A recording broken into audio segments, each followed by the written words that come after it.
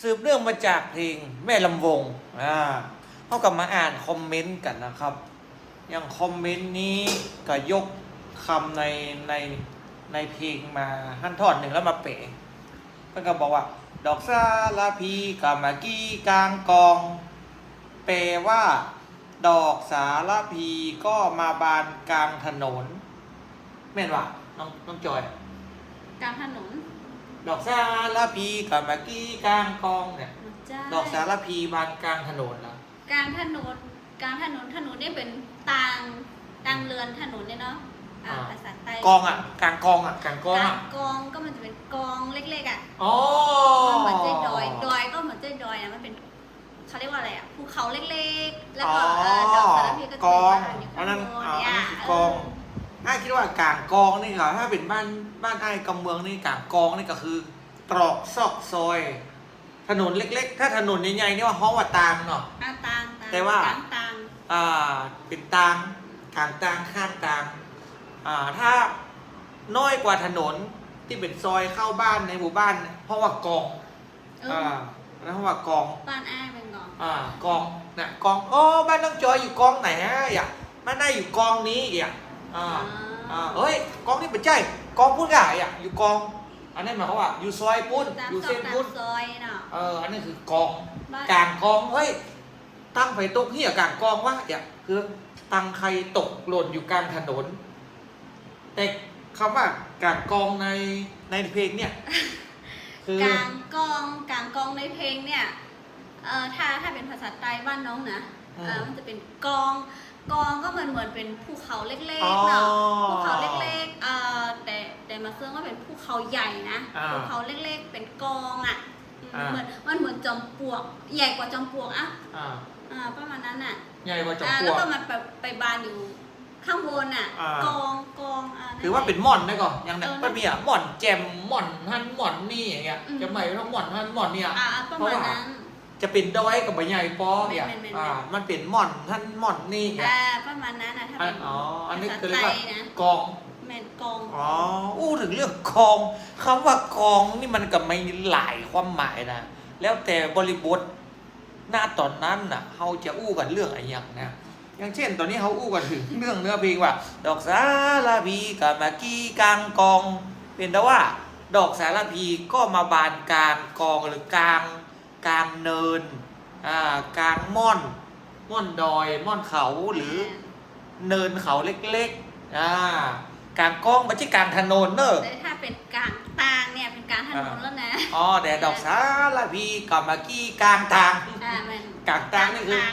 มันกลางถนนเลยขี่มาได้ขี่ไม่ได้นะกลางทางเนี่ยมันไม่มีความจริงไม่มีมันมีแต่ข้างทางถ้าข้างทางได้กลางทางแต่มากี้กลางกองกี้กลางกองกี้นี่คือคลี่อะกี้นี่คือคลี่บานนี่มันบานไงกี้นี่คือบานคลี่บานกี้กลางกองคือม่อนหรือว่าดอยเล็กๆภูเขาเล็กๆดอกสารพีแล้วก็มาบานอยู่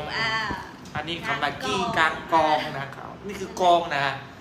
ถ้าเป็นกองมะนาวนี่ก็คือตรอกซอกซอยเล็กๆเฮ้ยคิดไปอยู่กองพูดบ่ให้อยู่กองนี่บ่ลักดักมันบ่มันมาบ่ให้เกิดตีมันนี่นะอันนี้กองแต่ก็ความหมายแต่ละความหมายเนาะไตมันก็มีหลายไตนะน้องนี่เป็นไตหลวงมั้งน่าจะไตหลวงก็เป็นไตบอกโอ้เดี๋ยวมีมั้งเลยน่าจะไตหลวงนะแล้วมันมีไตอย่างห้องโอ้เยอะไตหลวงไตหลวงไตลื้อไตมาไต12ไตมาไตเมาไตเมาไตเขินไตเมาไตเขินให้นำไป4ละมีหลายไตนะน้องก็จำมาได้เพราะว่าบ้านน้องจอยนี่เป็นอยู่พม่าค่อนขึ้นไปตอนบนเนาะเป็นพม่าค่อนไปตอนบนนะครับเมื่อท่านรับตาดูแผนที่โลกในสมองท่านนะพม่าขึ้นไปตอนบนนะครับถ้าพม่าเยื้องมาทางขวานี่ก็อย่ามาทางเจียงตุง12ปันนาติดจีนนะครับคนละทางกันแล้วแห่งกองหนึ่งก็คือกองหาพูดจากเขาว่ากองหาเหรอกองหามันแต่มันไปอยู่เมืองไทยเมื่อไหร่อย่ามากองหามันนะอย่างแม่เขา อยู่ปุ่นอ่ะไตปุ่นอ่ะไตพม่าโอ้กองหายล่าจอยเฮ้ยเนี่ยมันสู่ห้องว่ากองก่อน อู้ ใจเข้าไป มันใจบอกว่าอู้ใจถึงขนาดใจถึงเดียวเมื่อไรเดมานจังไหน ใจถึง ใจถึง อ๋อ ใจถึงมันใจเป็นลูกสาวไหมคะ อ่า โอ้ใจถึง ห่วงหาอะไร ใจถึงลูกสาวเมื่อไรเดมาหา อ๋อจะเขามากองหาอะไรหาเนี่ยนะนะ ใจถึงลูกยิ่งใจถึงลูกสาว ดอกสารพีบันกี้กลางกองอันนี้กองนี่คือกองม่อนดอย แต่กองหมันเนี่ยหรือคิดถึงมัน อันนี้กับกองเหมือนกันแล้วตอกซอกซอยเล็กๆถนนหนทางบ้านเอาของเขาบอกกองเหมือนกันกอง1กอง2กอง3เนี่ยซอย1ซอย2ซอย3ก็กองเหมือนกันแล้วก็กองกับกองกองเอามากองไว้หมายคือว่าเอามาถอกไว้เอามาเทไว้เอาไปกองไว้ปุ้นเนี่ย บ้านน้องก็กองเหมือนกัน เอาไปกอง เอากองไว้ปุ้น เอากองไว้ปุ้นกองเหมือนกัน อันนี้เป็นกองนะเหมือนว่ามีเขาเอาของมาให้มันก็เอาไว้ที่ไหนถ้าเป็นภาษาไทยเนาะเอาไว้ที่ไหนบ้านน้องจะ เอาไปวางไว้ตรงนู้นหรือเอาไปเทไว้ตรงนู้น เอาไว้ตีไหลเอาไว้ตีไหลเอากองไว้นั่นน่ะ กองเหมือนกัน กองไว้ที่นั่น คนละกองกองเหมือนกัน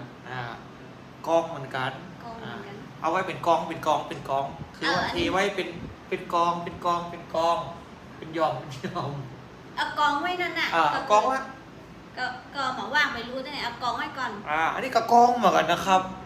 แล้วกับกองกี้กลางกองนี่กองตีปรงปงปงปรงปงปงอันนี้ก็กองเหมือนกัน บ้านน้องจะเป็นกองพุ่นยาวๆนะที่เขาชอบตีกันนะของเล่นผู้ชายเนาะ กองที่ว่าไอ้ตีกับกองเหมือนกันแล้วก็กองน้ำก็กองเหมือนกันน้ำบอกให้สะอาดใช้เครื่องกองค่าอย่างซื้อเครื่องกองมาใหม่เนี่ยก็กองเหมือนกันกองเหมือนกันกองท้องมันก็ได้เป็นคู่เลยแต่ท้องแต่บ้านน้องส่วนมากจะใช้ท้องน้ำท้องน้ำท้องน้ำให้มันใสท้องน้ำมันใสนะคือกองน้ำมันใสเรียกว่าท้องน้ำมันใสแสดงว่าที่เขาแปลคือเปิดแล้วที่เขาแปลคือไอ้ท่อนนี้ความหมายเพี้ยนนะในคอมเมนต์นี่นะความหมายเพี้ยนนะเนี่ยความหมายเพี้ยนโอ้โหเสียงอย่างมันดังเนี่ยของอ้ายนะคะเดี๋ยวก่อนไ